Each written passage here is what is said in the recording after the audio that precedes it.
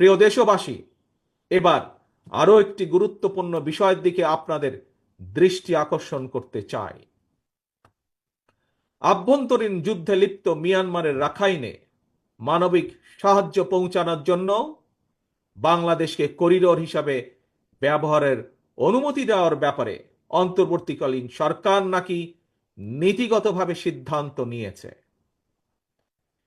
দেশের স্বাধীনতা সার্বভৌমত্বের সঙ্গে জড়িত এমন একটি স্পর্শকাতর বিষয় সিদ্ধান্ত নেওয়ার ক্ষেত্রে অন্তর্বর্তীকালীন সরকার কিন্তু জনগণকে জানায়নি, এমনকি জনগণের প্রতিনিধিত্বকারী রাজনৈতিক দলগুলোর সঙ্গেও কোনোই আলোচনা করার প্রয়োজন বোধ করেনি।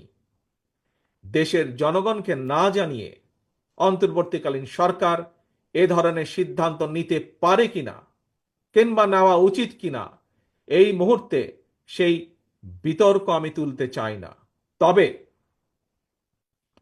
দেশের স্বাধীনতা প্রিয় জনগণের কে মনে করে করিডোর স্বাধীনতা প্রিয় জনগণ মনে করে করিডোর দেওয়া না দেওয়ার বিষয় সিদ্ধান্ত আসতে হবে জনগণের কাছ থেকে। সিদ্ধান্ত আসতে হবে জনগণের প্রত্যক্ষ ভোটে নির্বাচিত জাতীয় সংসদের মাধ্যমে। এই ধরনের পরিস্থিতিতে গণতান্ত্রিক বিশ্বের দেশে দেশে এটাই নিয়ম, এটাই রীতি।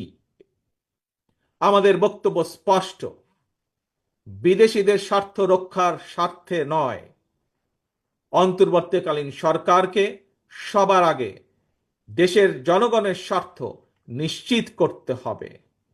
কারণ মিয়ানমার, ভারত, পাকিস্তান কিংবা অন্য কোনো দেশ নয়, সবার আগে বাংলাদেশ।